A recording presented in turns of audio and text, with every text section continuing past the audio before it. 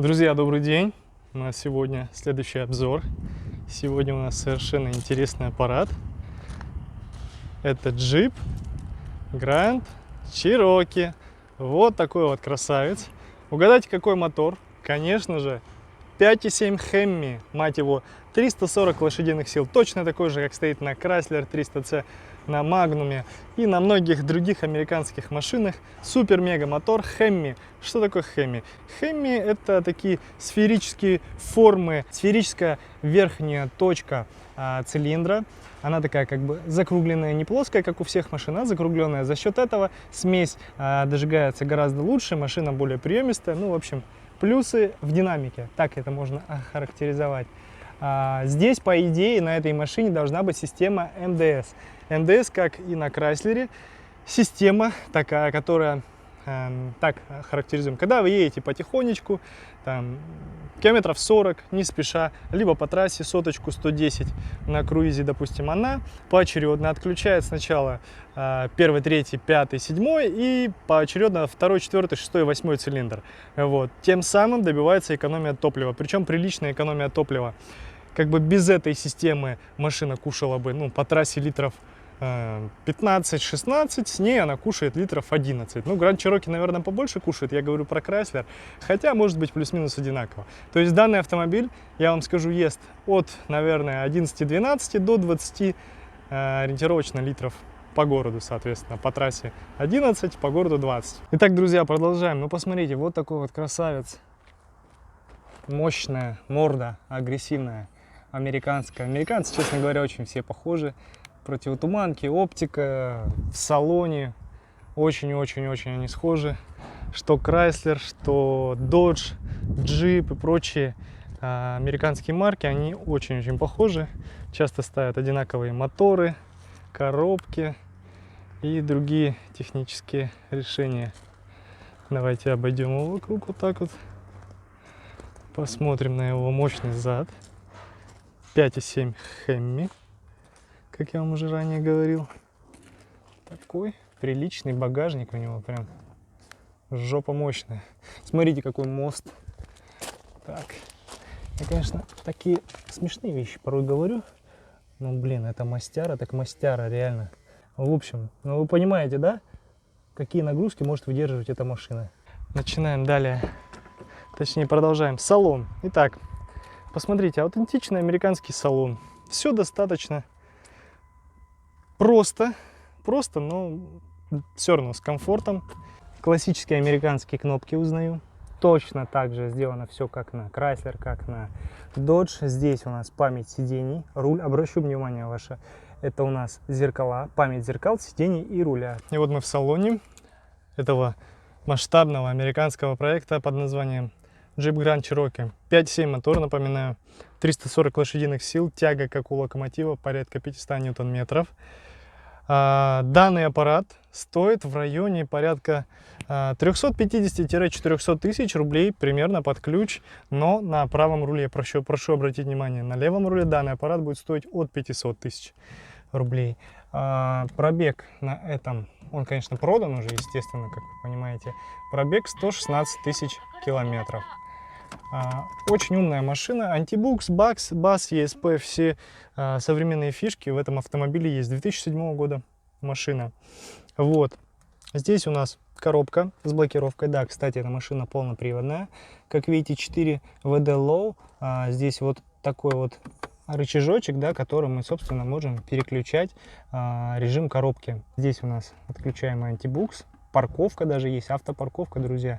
Это прям для американца неплохо очень даже. Здесь у нас какое-то меню, честно говоря. Ну, давайте сейчас посмотрим, как оно работает, потому что в американцах как-то я не встречал прям. Смотрите, здесь. Нет, это, конечно же, не заводской магнитофон, и это все не соединено, не работает. То есть управляется все непосредственно вот здесь. Ну, такая прикольная магнитолка, кому-то повезло на самом деле, потому что здесь... какой звук приятный. Так, YouTube нас может заблокировать, поэтому мы выключим музыку. Вот, ручник нетипичный для американцев, не ножной, а вот такой вот ручной ручник. Здесь у нас Вот такой вот подлокотник со вторым ключом. Ключ, опять же, типичный американский. Все они Grand Cherokee, Chrysler, Dodge. Все ключи один в один похожие. Открытие багажника двумя кнопками. Этот, видимо, ключ севший, уставший. Ну да ладно. В общем, вот такой у нас руль. Вот такой у нас огромный джип, который, в принципе, может себе позволить много кто из людей сейчас. Акустика Boston Premium Audio. Это хорошая музыка. Опять же, американцы любят ее ставить. Ну, давайте, наверное, заглянем назад. Перейдем на второй ряд. И посмотрим. Так, немножечко я сидушку подвинул. Сейчас вернем. Так вот, оп. И теперь можно... Двери закрываются, как на КамАЗе. Такие плотные закрытия. Двери тяжелые очень, такие монолитные, я бы сказал. Так, что мы видим сзади? У нас здесь эко-кожа со вставками под алькантару. Сзади прилично. Дверные карты очень приличные, обратите внимание. Люк у нас, кстати говоря, есть. Вот он. Обычный люк также открывается с кнопочек, как и во всех американцах. Здесь вот такой вот у нас пустой, я не удивлюсь этому, подлокотник. Просто пустой, с подстаканниками, наверное. Нет, даже здесь не подстаканники, здесь такая вот сеточка, кармашек прятать подстаканников. Получается на заднем, на втором ряду. Вот они есть. Здесь, я бы сказал, это не подстаканники, ребят, это подбутыльники. Сюда можно бутылки полторашки ставить запросто. Такой он массивный. Ну, на самом деле, сидеть здесь комфортно. Вы знаете, сижу достаточно высоко. Сидеть удобно.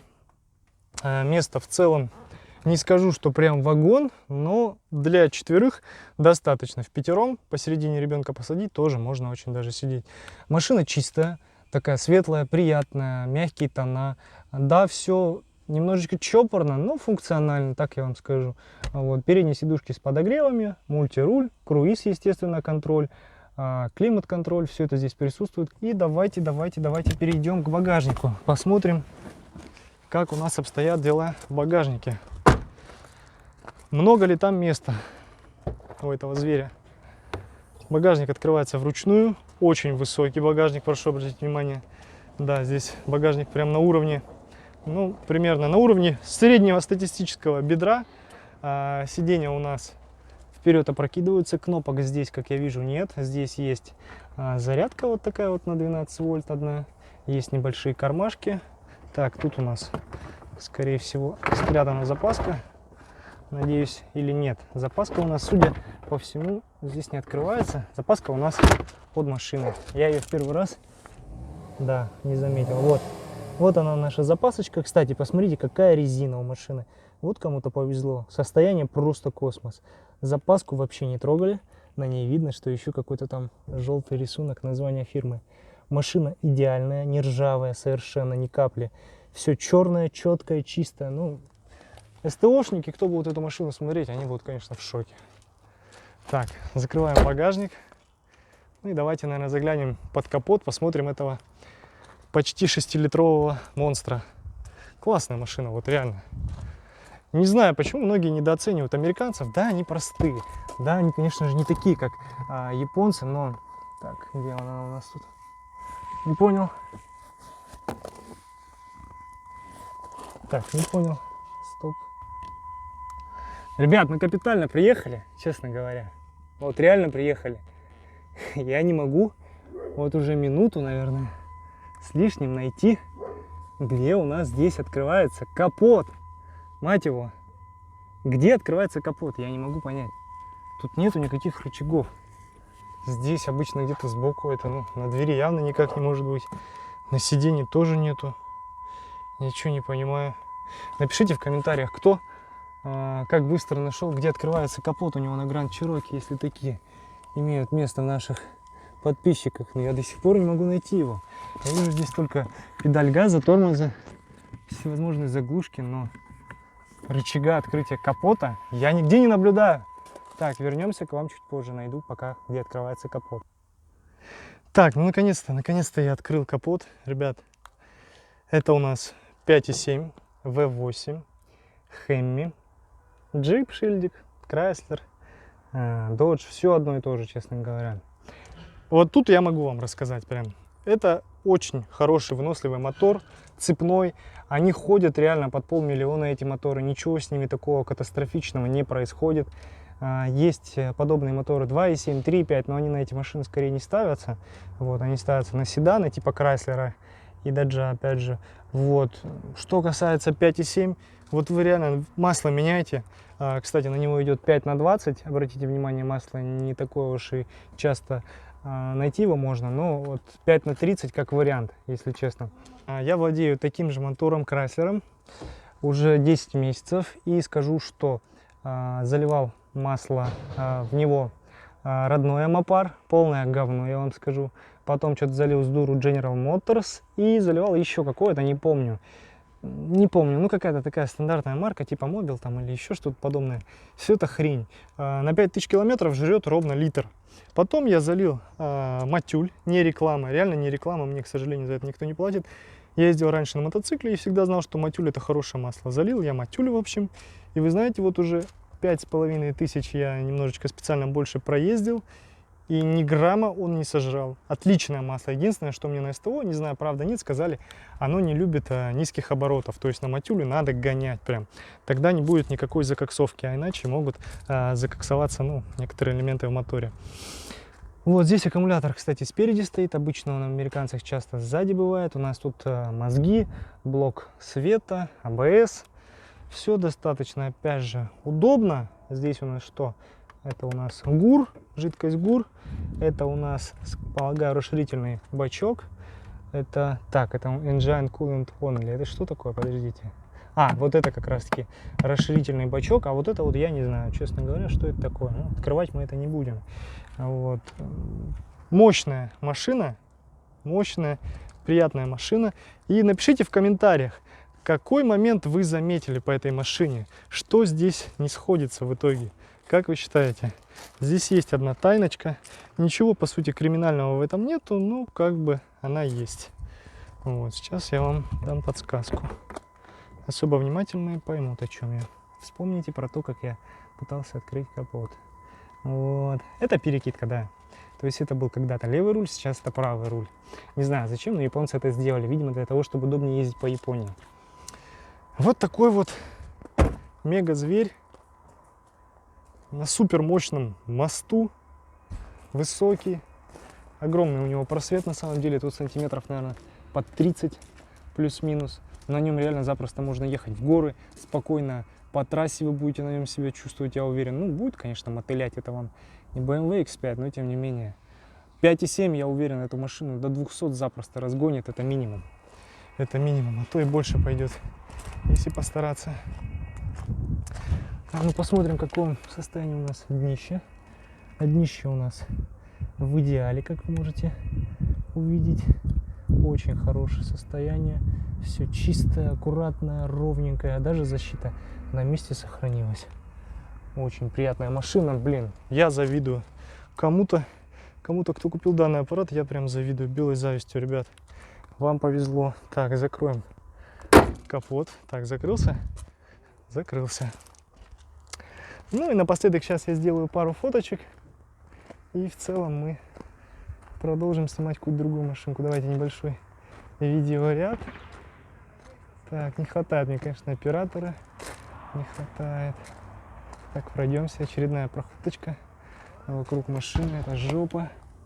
Огромный клиренс.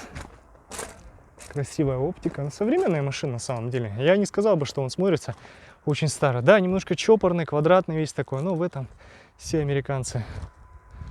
Вот если вам нужен джип, на котором вы будете просто ездить, да, он будет бензина кушать, но это джип, извините меня, это внедорожник, это не кроссовер, это полноценный джип. Это отличный аналог, опять же, тому же сотому ЛК. Извините, тот стоит 650-700, а этот стоит почти в 2 раза. Ну, в 2 раза меньше, да. Тоже на правом руле. На левом руле 1500 такой будет стоить. Но я не вижу в этом нужды. Спокойно можно брать праворукий вариантик. Сейчас давайте мы его заведем, поставим на место. Так, что у нас тут? Все работает, никаких ошибочек нету. Машина полностью исправна. Чуть-чуть послушайте, как работает 5.7. Здесь он заглушен прям. Здесь машина очень тихая. В отличие от того же Крайслера, опять же повторюсь, он очень тихий. У меня прям машина совсем по-другому работает. Этот прям такой. Ну, приятный звук, приятный, скажите. Добротный. Чувствуется V8, мощь чувствуется. Ладно, поехали ставить на стояночку. Ставьте лайки, пишите ваши комментарии.